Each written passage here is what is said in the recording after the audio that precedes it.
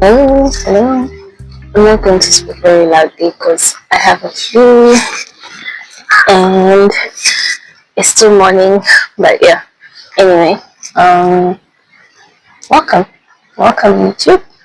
I don't know if I should put the mic here or if I should um put it in this thing and speak like those people who have labubus. Anyway, um, I'm in a beautiful city.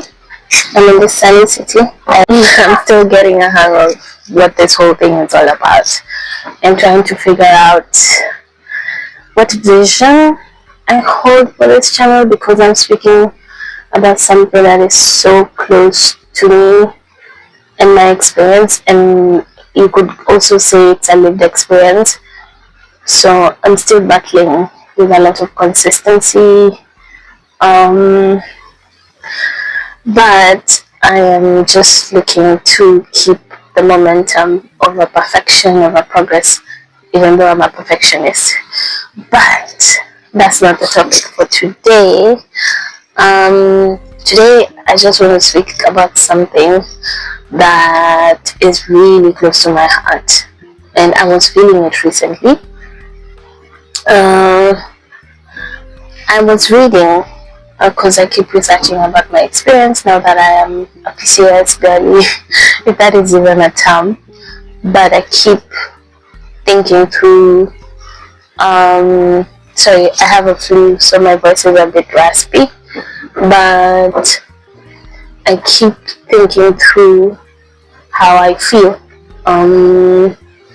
Yeah. So circle back. I was seated at the doctor's one of these days, and I was sharing my experience with her and telling her how mentally, physically, if I count the days that I have that are good, I pretty much just have like a week or 3 days where I feel really good about myself and I feel like I am 100% compared to the other days of the month. If we have a 28-day cycle, I feel off, you know. And she asked me, how do you feel about that? Because if we are to look back at your life, that's like half or 3/4 of your life where you live without feeling good, without feeling truly happy, without feeling joyful, and just pretending to be okay. And when she asked me that question, I broke and I just started crying. I just started crying, and it was so weird because it hits you. It hits you really hard that you pretty much don't have a life outside of managing and living with PCOS, and then to add on to that you're experiencing PNDD, and then to add on to that you're trying to adjust and navigate to life beyond how your body's feeling. You've not even added the experiences of someone's life and adulting. So I was googling stuff and reading articles, and what I stumbled upon was PCOS burnout. And I thought to myself, wow, it's a thing. First of all, I was like, it's a thing. And I stumbled upon this article by The Guardian, which was done some years back.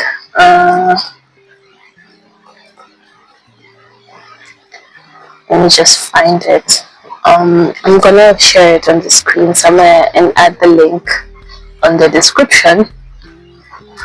But she wrote it on. It's a lady, of course. Her name is Ale Francis, and she just shared the invisible toll of life with polycystic ovarian syndrome, which is PCOS, and how she's married and she is experiencing this with another partner. So already myself, I'm feeling like, damn, how am I going to do this myself, let alone with a partner? But anyway, she talks about the overlooked and emotional, and the overlooked emotional. It's crazy. I was recording and I just replayed the audio, and none of it picked sound, so I was just recording without sound. Classic, right? Anyway, I was reading this article by The Guardian. I'm just going to share it. I was reading this article by The Guardian, and I'm just going to share it on the screen somewhere here and link it in the description. And she just speaks about the unmeasured, or like the emotional and psychological distress that PCOS takes a toll on the life. And for her, she shares how she was experiencing that with her partner. First of all, I cannot imagine that situation already, because for me, I'm already tired, and you can imagine how it also affects your family, it also affects your friendships, it affects a lot of facets of your life. So she was just speaking about the mental and emotional and psychological side effects of PCOS, and how for most of her life she just lived through phases of apathy, varied symptoms, self-esteem issues, lack of self-confidence, and to top that off, how it just messes with your mind. My doctor always tells me, when you're experiencing PCOS and you have PMDD, which is the premenstrual dysmorphic disorder, that is like an exaggerated version of PMS. PMS is already bad, but now PMDD manifests in so many ways, where you have, she says, it's like your brain is so sensitive to any hormonal shift in your body. So that means that sometimes you will just have dips. She shares with me that for some of her patients, she puts them even on like 2 weeks of antidepressants for the week before and the week during the period, because of that experience.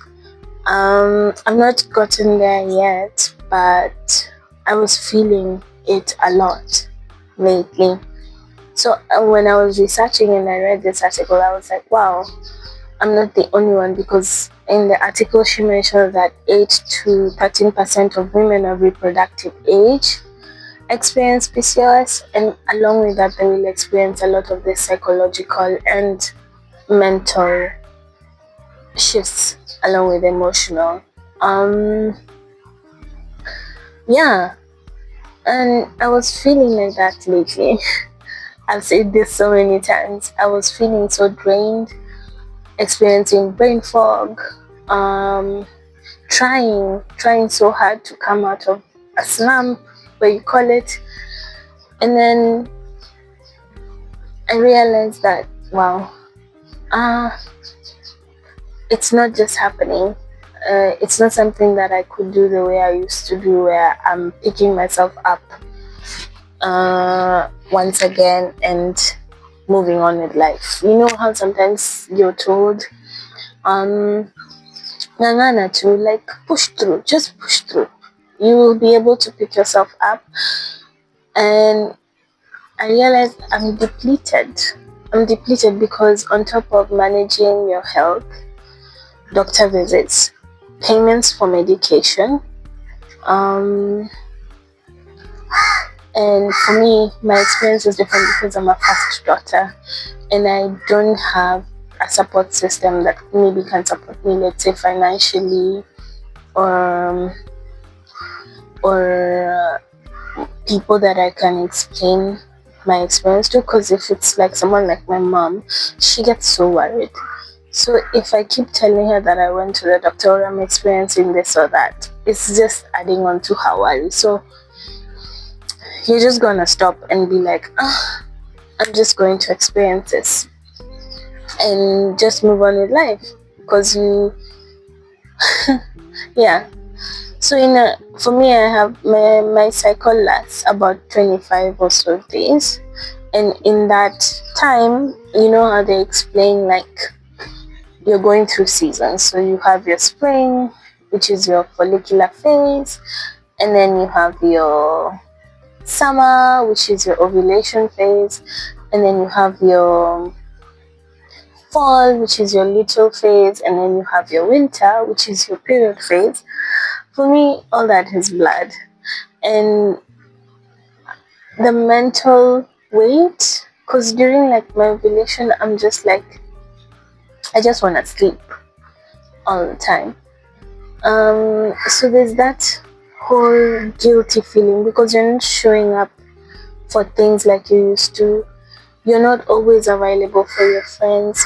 You're not available for your family. And even if you're there, but you're just hanging by the last thread. So I was just like, I don't think I can do this any much longer. And what is this experience that I'm feeling? So that's how I stumbled upon the article of PCOS burnout. And I'm just like, already we are in a tired world.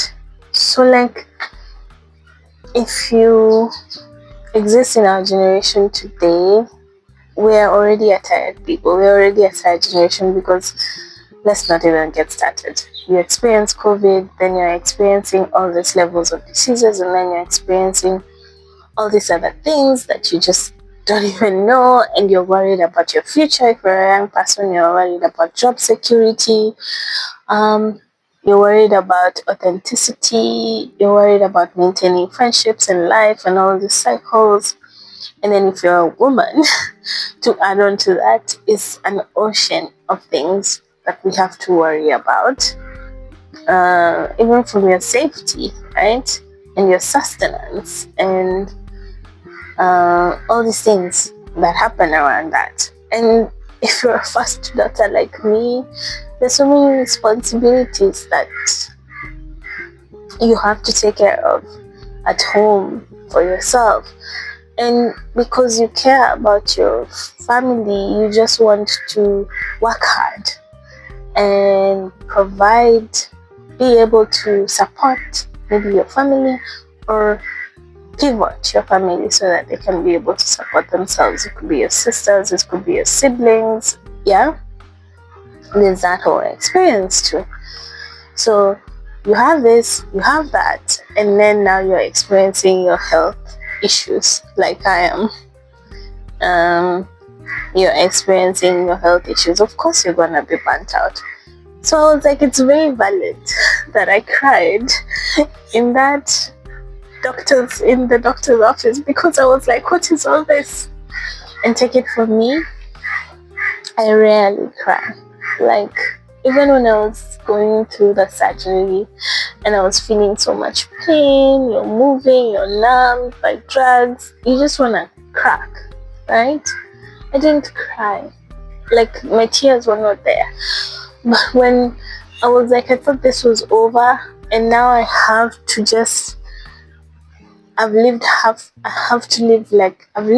my life in distress, and now I have to live my life like this. I cried because I was like, what is this life? You know? How is it this way to start with? So I don't know why I even propped the video for today, but I just wanted to rant because PCOS burnout is real. It's very real, and it's a constant cycle of ups and downs, and I don't know how to start the conversation to talk about it. You know, sometimes you're just even tired of sharing how you're feeling because it repeats itself almost every time. And I was just thinking about, of course, I'm by the ocean, so I was thinking about how um, it's like a chain that holds the anchor, and it's usually very heavy and it's very strong because it's like continuous knot, and it just pulls you down. And I feel pulled down. I feel pulled down. My battery died. I hope it's not too windy, so I'm just going to my mic battery. So I'm just going to talk about the last part of the video.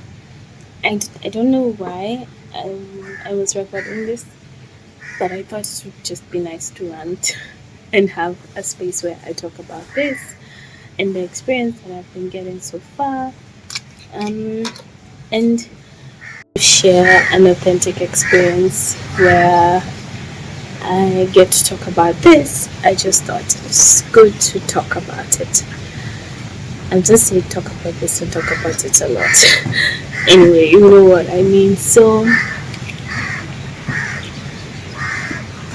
I don't know what happens from here or what's next, but I think now that I've spoken about it, I'm going to try and share ways that I'm trying and thinking of changing and mitigating how I'm feeling. But hopefully I'm able to, hopefully it's an experience that I am able to learn how to navigate so that I don't get to this place again where I feel so apathetic, where I feel guilty because you're not showing up for things like you used to. You're canceling a lot of plans. Already I'm an introvert, so you're canceling a lot of plans, and sometimes even beyond people, you're not showing up for yourself. You're really not showing up for yourself. So I think I'm just gonna leave it here for today. Thank you for coming to my rant and hearing me out. Yeah, so take care of yourselves. I will see you next time. Toodles.